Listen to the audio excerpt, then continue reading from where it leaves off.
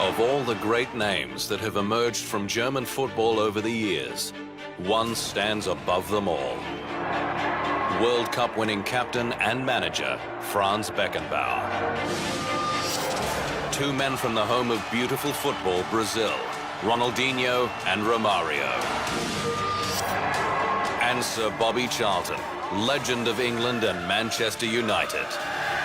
Four of the world's greatest footballers. This is the Immortals.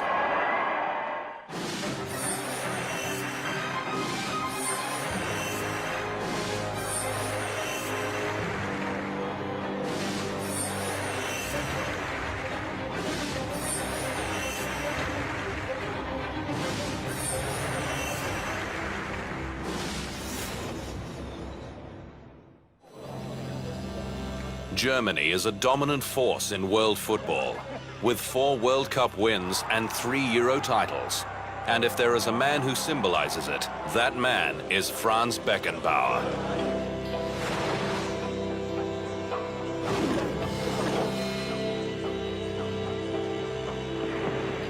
Only 2 men have both played in and then subsequently managed a winning FIFA World Cup team. One is Mario Zagallo, the Brazilian. The other is Germany's Franz Beckenbauer, who bestrode German, European and world football for decades. And he is the only man to both captain and manage a World Cup winner, a key part of West Germany's triumph as a tough and skillful defender at home in 1974, and then as a calm and calculated manager in 1990 in Italy. Beckenbauer was so revered that he was appointed manager upon his retirement with precisely 0 experience in a management role. Moreover, he succeeded in the role at international level, then went back to club football and won titles as well.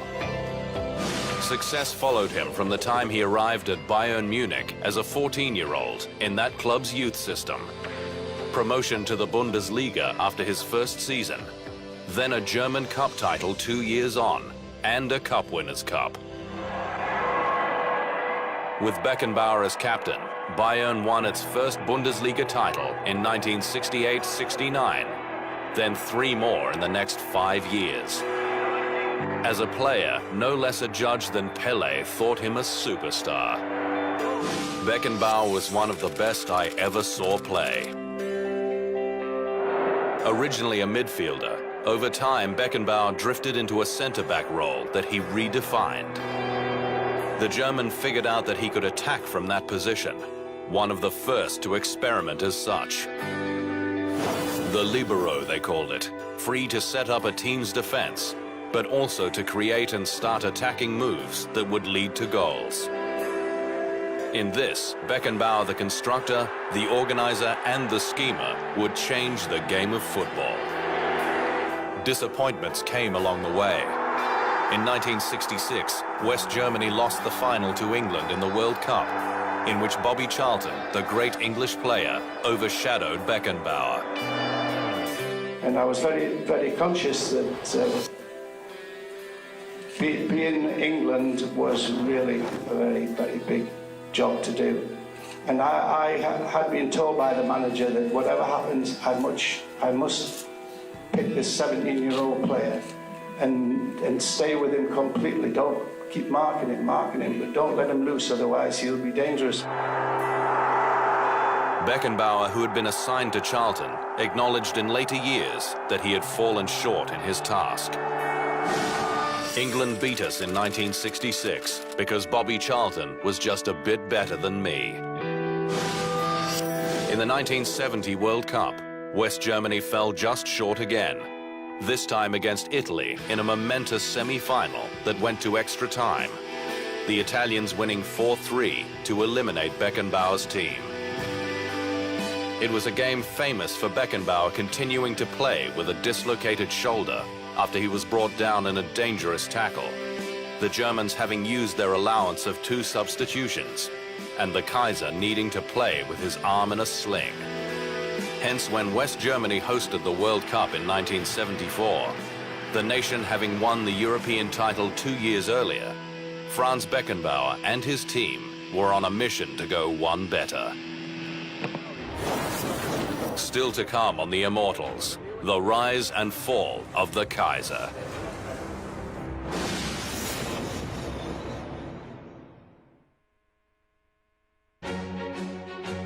Franz Beckenbauer was an established superstar of world football by the time his country hosted the FIFA World Cup in 1974, having steered West Germany to the European title in 1972. But he had never won a FIFA World Cup, and he was about to ensure that this changed, with help from a fine German team that included the brilliant Gerd Müller, Günter Netzer, and a wonderful goalkeeper, Sepp Maier. The final in Berlin was against Holland, led by Johan Cruyff, playing what was known as total football, a breathtaking style that captured the imagination of all neutrals.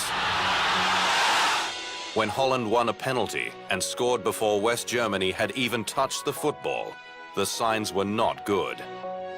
But the Germans equalized through their own penalty, and then Beckenbauer's immortal Bayern Munich teammate, Gerd Müller, secured the win with a right-foot shot. West Germany had its first World Cup in 20 years. The Germans were at once the European and world champions, a feat not achieved by a European nation before, although two have managed it since. Beckenbauer's career is stunning for its achievements. He was a member of 4 Bundesliga title-winning Bayern teams and won 3 consecutive European Cups from 1973, as well as 4 German Cup titles. He twice won the Ballon d'Or as the best player in Europe in 1972 and 1976, was named in 3 World Cup All-Star teams and to FIFA's World Cup All-Time Team in 1994. In his latter years, he was part of football's push into North America, winning 3 titles with the New York Cosmos, then returned to Germany and won another Bundesliga title with Hamburger. A pattern had emerged. Beckenbauer organized, strategized, and won big titles wherever he went to play. Of course, it was no mere coincidence.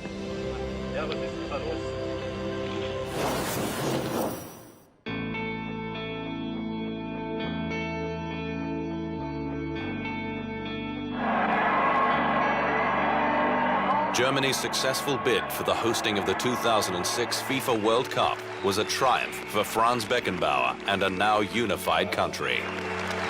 But some years later, it would embroil the country's greatest football hero in a scandal that rocked FIFA to its foundations. As a member of FIFA's executive committee, he was suspended for 3 months from footballing operations in 2016 because he was deemed to have refused to cooperate with a FIFA Ethics Committee investigation into the awarding of the 2018 and 2022 World Cups. Beckenbauer said he had no intention of refusing cooperation, merely that he needed to have the committee's questions in German, his first language.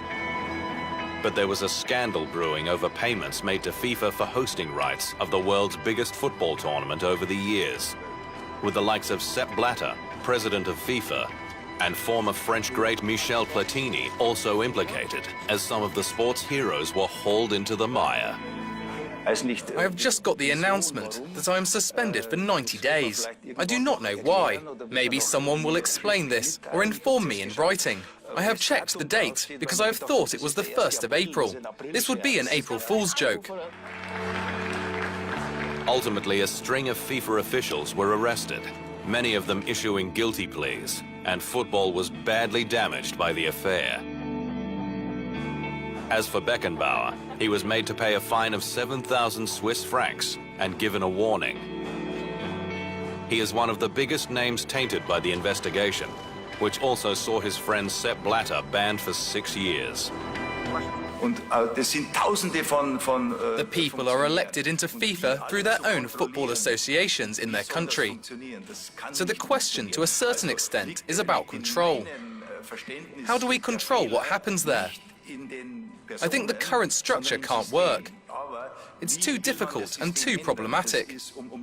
Personally, I would say it's not the fault of the people within FIFA. It's the problem of the system altogether. And I think to change that is part of our work for the future. We have to do something.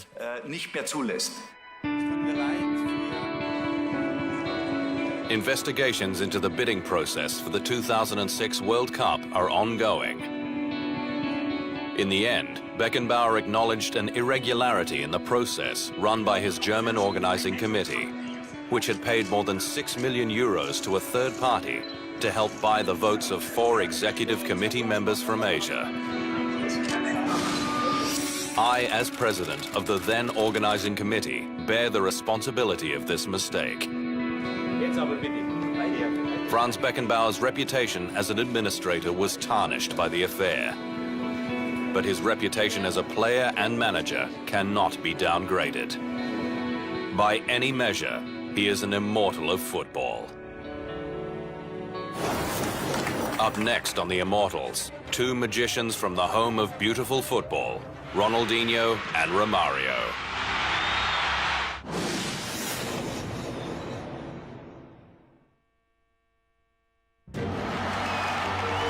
From the country that brought us the beautiful game, a player who was the embodiment of the phrase.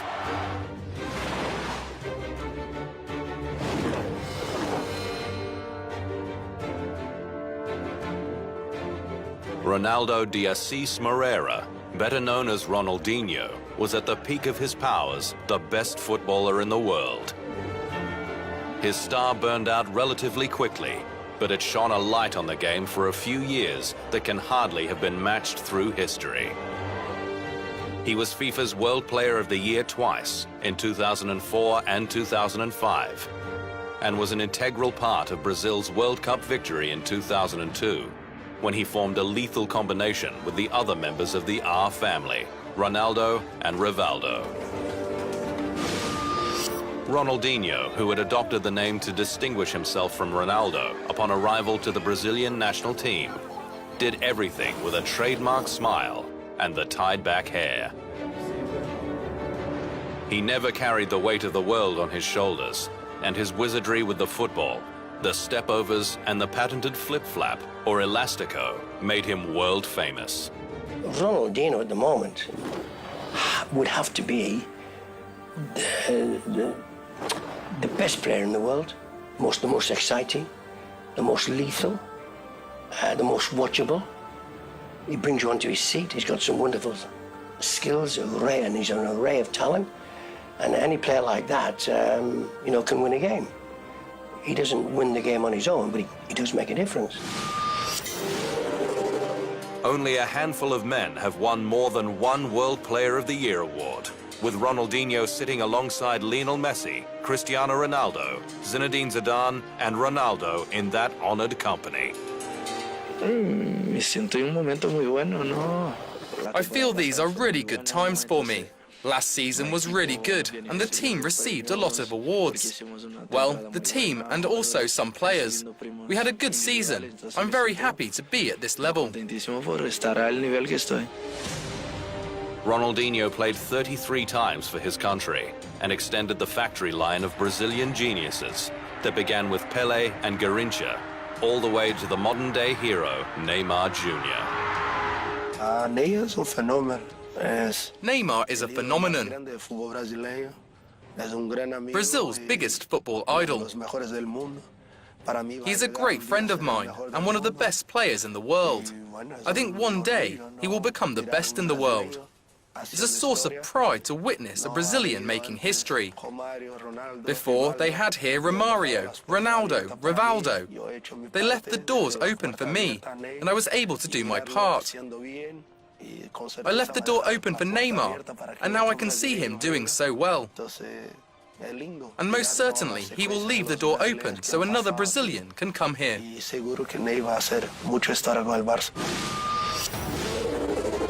At club level, his best work was done with the mighty Barcelona, where he helped Barca to 2 La Liga titles in 2005 and 2006, as well as the Champions League title in 2006, coming from behind to beat Arsenal 2-1 in the final. He scored 94 goals in 207 games with Barca, and a young Lionel Messi was among the teammates whom he inspired. I had the happiness of being champion at all the clubs I played with. So all of them have a place in my heart. Barcelona was the club where I played the most. All gave me the chance. And here it really marked me, since it was a first title for the history of the club. Ronaldinho had come from the port city of Porto Alegre in the south of Brazil, born into a family of footballers, and good enough to score an incredible 23 goals in a game as a boy. His father, João Moreira, died when he was 8, but left him with advice that stayed with him forever. Play football as simply as possible. Ronaldinho could do anything on a football field, but always lived that mantra. He wore the same jersey as Pelé, and few can have worn the number 10 with such distinction.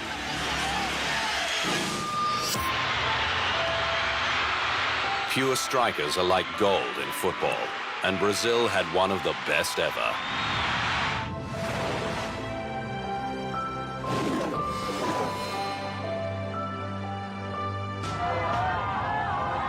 Romário de Souza Faria was such a force as a forward for Brazil and at club level that by journey's end he had scored 1,000 goals. He won the Golden Ball as best player at the 1994 FIFA World Cup as Brazil won the title in a penalty shootout with Italy.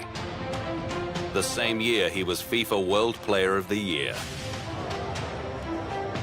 The World Cup in the United States was his masterpiece.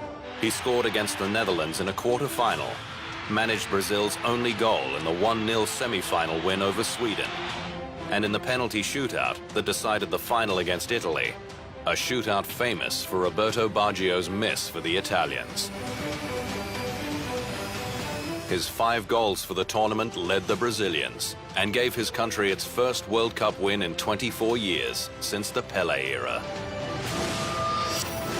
His 55 goals and 70 appearances for Brazil leave him only behind Pelé and Ronaldo among goal scorers for his country.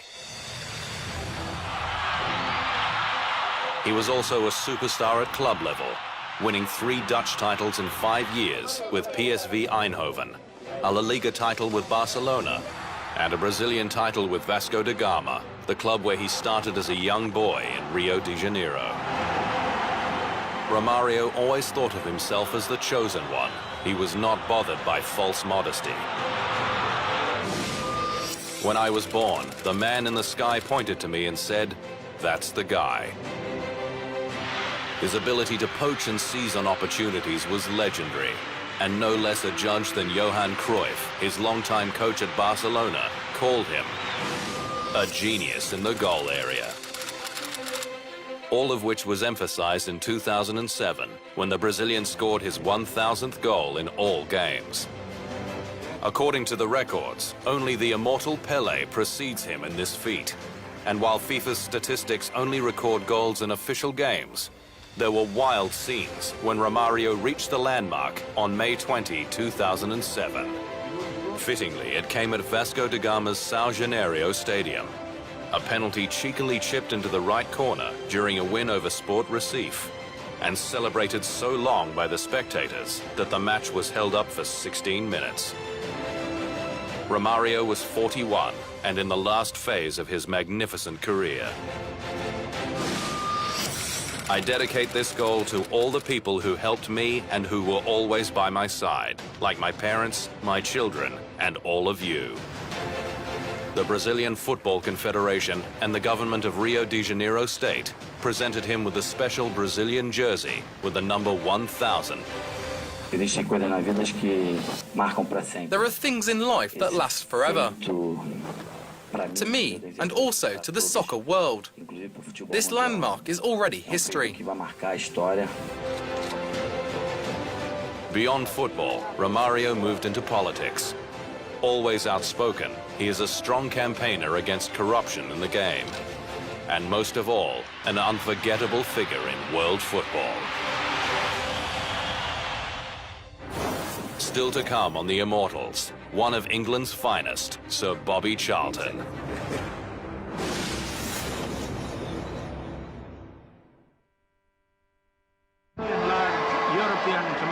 He survived an horrific air crash to become one of the all-time greats of his sport.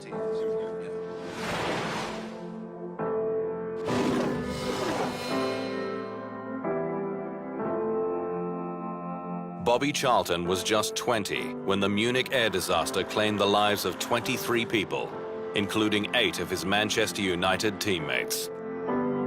It is arguably sport's biggest single tragedy. The afternoon of February 6, 1958, when in a stopover in Munich to fuel en route to Manchester after a game against Red Star Belgrade, the airspeed AS-57 Ambassador plane plowed into a house at the end of the runway on its 3rd attempt to take off. Busby's Babes, the team was called, in honor of manager Matt Busby, who survived the wreckage, along with Charlton and 8 other United players, several of whom never played again.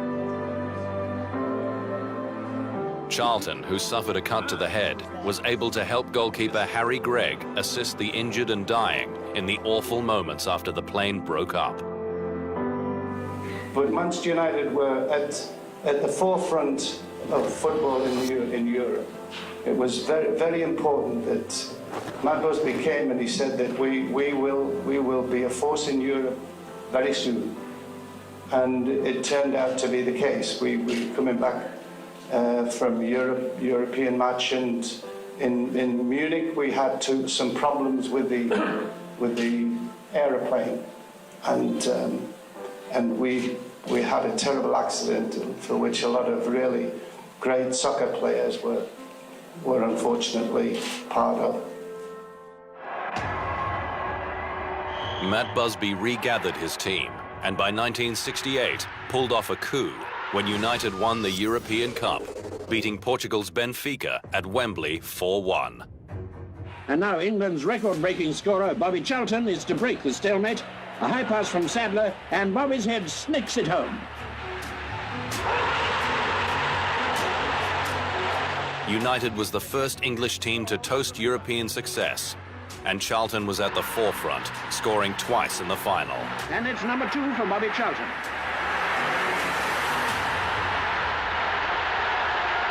An attacking midfielder with a piercing right-foot strike, he troubled defences around the world over the next few years, and United rose to be a world superpower. The philosophy has always been at Manchester United that you don't do things ordinary. You always, if you can, try to be adventurous. And that was the philosophy of Matt Busby, and that's the philosophy today. A Manchester native, he also played in 3 First Division English title wins with United. And his club's scoring record survived until Wayne Rooney overtook it in January 2017. Not that Charlton's heroics were confined to the Manchester United colours. He played a significant role in England's greatest triumph on a football field, the 1966 FIFA World Cup win over West Germany. To this day, the country's only win at that level. Charlton was a star of the team that included his own brother Jack Charlton and captain Bobby Moore. It was England's greatest day in football, before more than 90,000 people at Wembley as Moore lifted the World Cup. England won 4-2 over West Germany, with Geoff Hurst scoring a hat-trick. Charlton won the Golden Ball as best player in the tournament, and also won the Ballon d'Or as best player in Europe in the same year. At Old Trafford, they unveiled a statue of the so-called Holy Trinity of Charlton, George Best and Denis Law. And in 2016, the club renamed the Southern Grandstand at the famous Old Ground in his honour. My time at United has been laced with all these great moments, and none more so than my friendship with Bobby and what he's done for me. Now, his daughters are here together, Suzanne and Andrea, and they all seen him play, right? So you can glorify him that a little bit. The grandchildren have never seen him play. So take this moment as the best moment of your life. You're here, when Bobby, your grandfather, has got a stand named after him. That's the best moment of your life. Don't ever forget it. Bobby Charlton was knighted in 1994 for services to the game. I couldn't be at a better place than Chelsea for my last match here anyway. He sits comfortably with the upper echelon of all the great players who played football around the world as a true immortal.